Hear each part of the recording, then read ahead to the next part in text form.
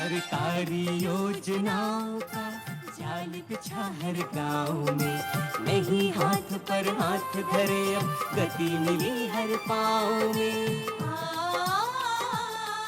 उन्नत कृषि की बातें हो या शिक्षा या स्वास्थ्य की, रोजगार की है गारंटी अब तो अपने गांव में। फिर से महक उठे हैं सौंधी मिट्टी के गांव, अब तो प्यारा लगता सबको अपना गांव गिरा, गांव गिरा, गांव गिरा, गांव गिरा। आजकल की आधुनिक दुनिया में कंप्यूटर की जानकारी सभी को होना अत्यंत आवश्यक है। चाहे आप दुकानदार हो, सरकारी नौकरी करते हो, अपना खुद का बिजनेस चलाते हो या कोई प्रोफेशनल जॉब करते हो, कंप्यूटर का उपयोग हर क्षेत्र में तेजी से बढ़ रहा है तथा आपको इस तेजी से बढ़ती दुनिया से प्रतिस्पर्धा करते हुए जीतने के लिए कंप्यूटर का ज्ञान होना जरूरी है। बड़े शहरों में तो बच्चों को प्रारंभ से ही बड़े बड़े स्कूलों में कंप्यूटर की शिक्षा दी जाती है, परंतु छोटे शहरों में, गांवों में और कस्बों में बच्चे इस महत्वपूर्ण विषय की शिक्षा से वंचित रह जाते हैं। सरकार भी इस बात को भली भांति समझती है। यही वजह है कि हाल के कुछ वर्षों में सरकार कंप्यूटर प्रशिक्षण पर पूरा जोर दे रही है। प्रधानमंत्री कौशल विकास योजना यानी PMKVY युवाओं के कौशल प्रशिक्षण के लिए एक प्रमुख योजना है। इसके तहत पाठ्यक्रमों में सुधार, बेहतर शिक्षण और प्रशिक्षित शिक्षकों पर विशेष जोर दिया गया है। प्रशिक्षण में अन्य पहलुओं के साथ व्यवहार कुशलता और व्यवहार में परिवर्तन भी शामिल है। इसके अलावा जो अहम है वो ये कि सरकार तमाम जिलों में कंप्यूटर प्रशिक्षण कार्यक्रम चला रही है, जिसमें गरीब, जरूरतमंद और किसी कारणवश पढ़ाई छोड़ चुके युवाओं को प्रशिक्षित किया जा रहा है। गोड्डा में भी दर्जनों युवा कंप्यूटर का प्रशिक्षण पा रहे हैं। इस केंद्र में निःशुल्क प्रशिक्षण मिल रहा है। यहाँ प्रशिक्षण ले रहे छात्र काफी खुश हैं।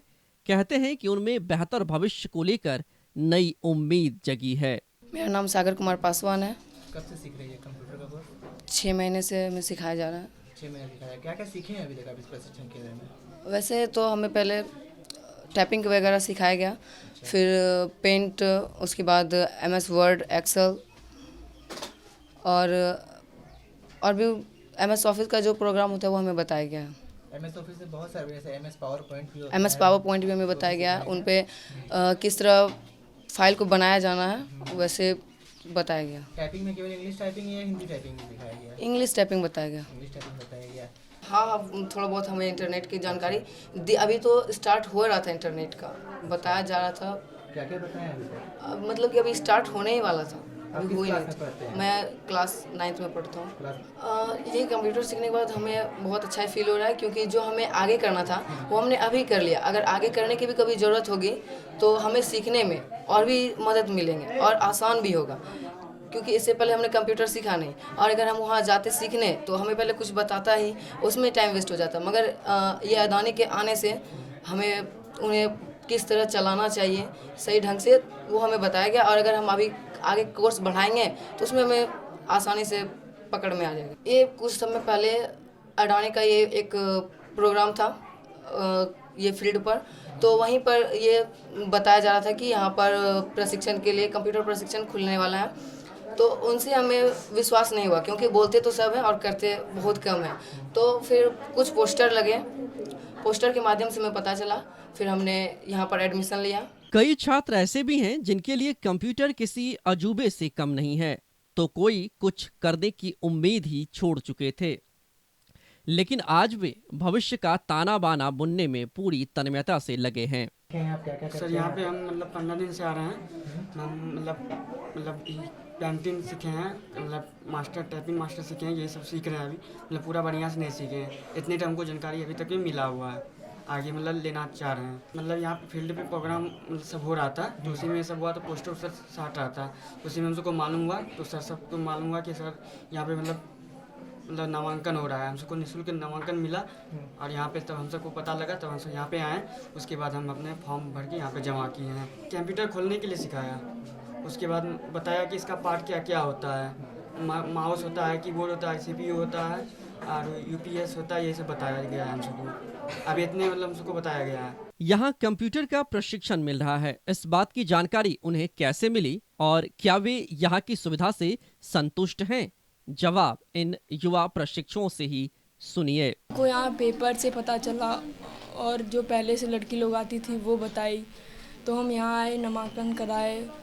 अभी कंप्यूटर खोलने के लिए माउस क्या होता है, कीबोर्ड क्या होता है, CPU क्या होता है, यही सब सीखे और पेंट सीखे, टैपिंग सीखे, स्निपिंग टूल सीखे।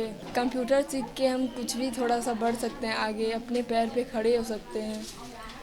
यहाँ पे तो गांव में रहते हैं हम लोग, जा नहीं पाते कहीं, सोच सकते हैं गोड्डा जाने के लिए लेकिन नहीं जा पाते हैं। तो यहाँ गांव में है तो बहुत हम लोग अच्छे से आ रहे हैं, छोटे से बच्चे को छोड़ के भी आ जाते हैं। तो उस टाइम मतलब ये यहाँ पे अदानी की तरफ से हम लोग को मिला कि बच्चे को निःशुल्क यहाँ पे शिक्षा दिया जाए, बेसिक शिक्षा, बेसिक नॉलेज दिया जाए कंप्यूटर के विषय में। तो हम लोग यहाँ पे दे चुके हैं और एक बैच ख़त्म करके दूसरी बैच हम चालू किए हुए हैं। और हमारे बच्चे मतलब सीख के हम लोग बीच में ट्रायल भी किए बच्चे से कि कहाँ तक सीखे हैं। तो इसके लिए एक हमारे गांव में आर्थिक सर्वेक्षण का सर्वे किया गया था कंपनी की तरफ से। वो फॉर्मेट पे सिर्फ बच्चे को बताया ऐसे ऐसे करना है। तो उसमें हम लोग मतलब 15-20 बच्चे बहुत ही ज़्यादा मेहनत की है और उसको सफल बनाया हम लोग। और अभी कुछ नए बच्चे आए हुए हैं न्यू बैच में, वो सीख रहे हैं। जाहिर है युवा कंप्यूटर के प्रशिक्षण और यहाँ की तमाम जरूरी सुविधाओं से खुश हैं। यहाँ पर युवाओं को कंप्यूटर की तमाम बारीक बातें बताई जाती हैं। हार्डवेयर और सॉफ्टवेयर दोनों के बारे में विस्तार से इन्हें बताया जाता है। प्रशिक्षण पाने के लिए छात्रों में गजब का उत्साह देखने को मिलता है। और NSDC से हमने उसका टाई अप किया हुआ है अभी सर्टिफिकेशन के लिए। तो सर्टिफिकेशन का प्रोसेस चल रहा है अभी फर्स्ट बैच का, और सेकंड बैच अभी स्टार्ट हुआ है 1 जून से सभी का वापस से। तो सर जो यहाँ जितने बच्चे सीखे हैं, क्या उनका कहीं पे जॉब वगैरह लगा है? अभी बेसिकली बच्चों के सामने एक इशू ये है कि कंप्यूटर एक एसेट है जो कि सिर्फ सेंटर पर ही अवेलेबल है। अभी उनके पास अपना खुद का कुछ सिस्टम ऐसा है नहीं। हम अभी गवर्नमेंट से टाई अप करने की कोशिश कर रहे हैं इस तरह से कि जो बच्चे सीख चुके हैं, जिनको सर्टिफिकेशन मिल चुका है, उनको किस तरह से गवर्नमेंट से किसी स्कीम से या फिर हमारे द्वारा किस तरह से हम प्लान कर रहे हैं कि हम लोग उसको अवेलेबल करवा पाएँ सिस्टम, ताकि वो आगे अपने लिए कुछ कर सकें। किसी को कुछ शॉप खोलना है तो शॉप खोले, या फिर कहीं कुछ सीखने के बाद में अगर हम लिंकेजेस करेंगे ऐसे संस्थानों से जो जॉब देती हैं इस तरह की, तो उनको वहाँ पर हम लोग टेक्निकली उनको जॉब करवाने का प्लान करेंगे। सर यहाँ जो संस्थान आप चला रहे हैं, इस संस्थान की जानकारी कैसे गांव फैला रहे हैं आप, ताकि यहाँ पे आए सब? देखिए जानकारी बेसिकली तो अच्छी चीज़ तो मौखिक ही ज़्यादा हो जाता है। और पिछले जब हम लोग स्टार्ट किया था उस टाइम थोड़ा इशू आया था कि किस तरह से लोगों को हम बताएं। तो हम लोगों ने अनाउंसमेंट करवाया था और कम्युनिटी मीटिंग्स हम लोग करते हैं हर मंथली। तो मीटिंग्स में हम लोग बात करते हैं, गांव के इश्यूज़ के ऊपर बात करते हैं, क्या गांव की डिमांड है उस पर हम बात करते हैं और डिमांड के अकॉर्डिंगली हम लोग सोल्यूशन निकालते हैं। तो उसी तरह से उस बड़ी मीटिंग में इस तरह से बात होती है। तो उसी तरह से कंप्यूटर का भी बात हुआ था। तो वहाँ पे बड़े लेवल पे डिस्कशन होता है, कंप्यूटर सेंटर खुलने वाला है, उसका डेट डिसाइड होता है। तो उसके बाद फिर वो पूरा मौखिक सब लोग बोला जाता है और गांव में प्रचार किया जाता है पोस्टर बैनर लगाकर कि कंप्यूटर सेंटर यहाँ पर हम लोग ओपन कर रहे हैं, उसका एनरोलमेंट डेट इतने से इतने तारीख तक रहेगा और ये फ्री ऑफ कॉस्ट है, किसी तरह का कोई यहाँ पे फीस नहीं लगता है, लोग फ्री में यहाँ पर आकर बच्चे पढ़ाई कर सकते हैं। मुझे न्यूज़पेपर से पता चला था कि यहाँ पे कंप्यूटर सेंटर खुल रहा है। मैं अभी स्कूल में पढ़ रही हूँ, कक्षा 10th में, इस बार एग्ज़ाम दूँगी। और मुझे लगता है कि यहाँ पे जो कंप्यूटर सिखाया जा रहा है, ये बेसिक सब कुछ सिखाया जा रहा है हम लोग को, तो हम लोग को इसका लाभ लेना चाहिए, छोड़ना नहीं चाहिए। तो इससे कुछ तो फ़ायदा होगा हम लोग का। अगर आगे हम लोग को बढ़ने का मौका मिला तो हम लोग बढ़ सकते हैं और कुछ बेसिकल जो होता है वहाँ सीखने में ज़्यादा टाइम नहीं लगेगा हम लोग को। तो अभी तक आप क्या क्या सीख चुकी हैं? अभी तक बेसिक में जितना होता है सब सीख चुके हैं। आप 10th की स्टूडेंट हो? हाँ सर। स्वरोजगार को बढ़ावा देने के लिए सरकार की ओर से बैंकों से काफी कम दरों पर इन्हें ऋण भी उपलब्ध कराए जाते हैं। कौशल विकास से जुड़े अधिकारी कहते हैं कि युवाओं को हुनरमंद और स्वावलंबी बनाने के लिए हर संभव प्रयास किए जा रहे हैं। अब बस जरूरत इस बात की है कि युवा आगे बढ़ें और हुनर सीखकर देश की तरक्की और खुशहाली में भागीदार बने। सक्षम कार्यक्रम चल रहा है हम लोग का, सक्षम कौशल विकास कार्यक्रम है। इसका मुख्य उद्देश्य ये है कि दूर दराज के गांव, जैसे कि गोड्डा बहुत पिछड़ा इलाका है और आजकल का जो ज़माना है वो टेक्नोलॉजी का है। कंप्यूटर के बगैर हम लोग कुछ कर नहीं सकते बच्चे आज के, उनको कंप्यूटर साक्षरता बहुत ज़रूरी है। और यहाँ पर कंडीशन ये है कि यहाँ पे इतना इंटीरियर गांव है कि यहाँ पर अगर बच्चों को इंटरेस्ट है किसी को कंप्यूटर साक्षर होने के लिए या किसी एजुकेशन लेने के लिए कंप्यूटर का, तो यहाँ से 12 से 15 किलोमीटर दूर गोड्डा उनको जिला स्थान पे जाना पड़ता है और डेली उस तरह से जाना, वहाँ पर आना जाना, और वो आर्थिक प्रेशर फैमिली के ऊपर पड़ता है, जिस कारण से काफ़ी सारे बच्चे चाहते हुए भी इस तरह की ट्रेनिंग नहीं ले पा रहे थे। जब हम लोगों ने गांव में मीटिंग किया, लोगों से मिले, बातचीत किया, तो निकल कर आया कि क्यों ना ऐसा एक सेंटर हो जो गांव के अंदर ही कंप्यूटर की साक्षरता प्रोग्राम यहाँ पे अवेलेबल हम करवा पाएँ। इस तरह का सेंटर जहाँ पे गांव के बच्चे गांव में ही आएँ और उनको यहीं पर ही ट्रेनिंग मिले और वो अपने आगे कुछ पैर पर खड़े होकर कुछ काम आगे अपने भविष्य में कर सकें। तो फिलहाल अभी हमारे पास 2 कंप्यूटर सेंटर्स हैं यहाँ पर कंपनी की ओर से, और उसमें कुल 350 बच्चे इनरोल्ड हैं। और बेसिक कंप्यूटर कोर्स हम यहाँ पे भी करवा रहे हैं। बेसिक कंप्यूटर कोर्स में हम लोग MS जो पैकेज है उसमें वर्ड है, एक्सेल है, पावर पॉइंट है, इंटरनेट एक्सेस है और टाइपिंग है, ये सब बेसिक। इसका मुख्य उद्देश्य ये है कि बच्चे कंप्यूटर साक्षर हो जाएं। बेसिक कंप्यूटर जो होना चाहिए उसका नॉलेज बच्चों को गांव लेवल पर उनको खुद से अपने घर पे, अपने यहाँ पर गांव में उनको ये नॉलेज उसका मिल जाए।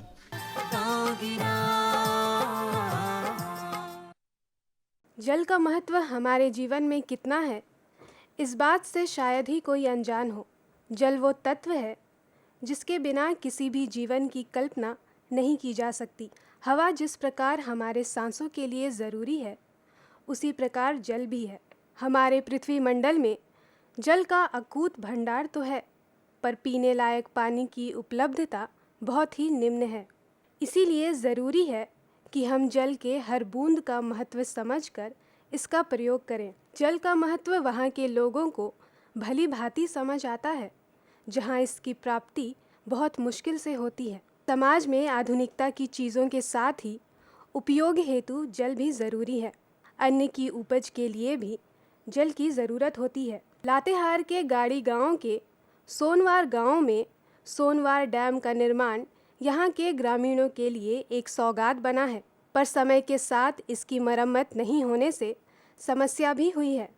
पर वर्तमान में सोनवार डैम के जीर्णोद्धार से यहाँ के ग्रामीणों के बीच उल्लास जागा है। जल के बिना जीवन की कल्पना बेकार है। जी हाँ, जल सबसे पहले हवा के बाद हमें जल पीने की आवश्यकता पड़ती है, और साथ ही साथ ये जल हर कार्यों के लिए है, चाहे वो खेती बाड़ी हो, चाहे वो हमारा नहाने से लेकर धोने से लेकर हर चीज़ में जल के बिना संभव नहीं है जीना। इसी जल पर हम आप देख रहे हैं कि पीछे एक डैम की खुदाई चल रही है। आइए जानते हैं यहाँ के पदाधिकारी से कि ये किस रूप से कारगर होगा इस क्षेत्र में जल छाजन के तौर पर। ये सोनवार डैम है, ये भरचोली सोनवार गांव है, गारू प्रखंड में। ये घासी टोला है, घासी टोला का ये सरजू गांव है। और यहाँ पर आपको ये करीब 30 साल से ये डैम जो बालू से पटा हुआ था, 30 साल पहले इसका डैम का निर्माण हुआ था, खुदाई हुआ था, पटा हुआ था। तो जब हम इसके वरीय पदाधिकारी थे इस प्रखंड के, तो हम लोग विजिट किए। गांव वाले की समस्या थी सिंचाई की, तो उसके बाद देखने के बाद हम लोग इसको अनुमोदित किए कि मैंने ये बनना चाहिए। उसके बाद हमारे माननीय मुख्य सचिव महोदय सरयू एक्शन प्लान के तहत में आई थी और उन्होंने तत्काल ही इसका अप्रूवल दिया कि ये बनना चाहिए। इसके बनने से करीब 500 हेक्टेयर सिंचाई की सुविधा खेतों में जाएगी और नाली का निर्माण होगा, पक्का नाली का निर्माण।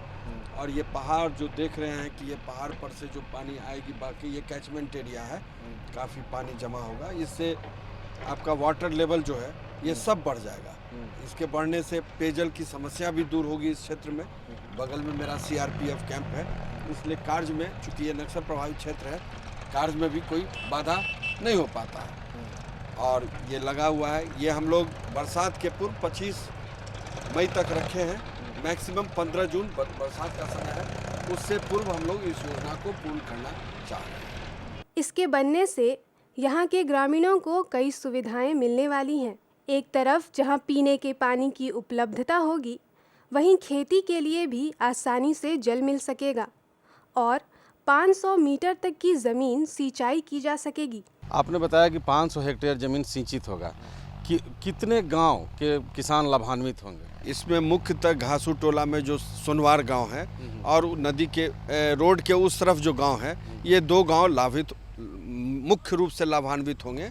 नाली का निर्माण होगा, उससे मुख्यतः इस जल के जमा होने से, यहाँ पर संग्रहण होने से खेत बरसात के समय में तो धान का फसल हो जाता है, लेकिन जब रबी में काफ़ी मुश्किलें होती हैं उसमें ये बहुत लाभप्रद होगा।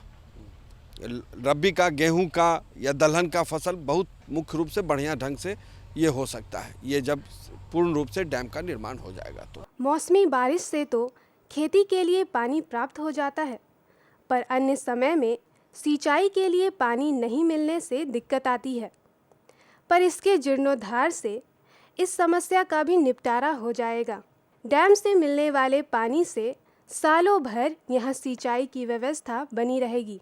वो धान हो गया, गेहूं हो गया, तो गेहूं के लिए पानी कहाँ उपलब्ध? पानी तो उपलब्ध नहीं था सर। इस बांध को बनाने से, डैम को बनने से हम दोनों पतरातू एवं सोनवार के रैयत को जो है भरपूर लाभ मिलेगा सर।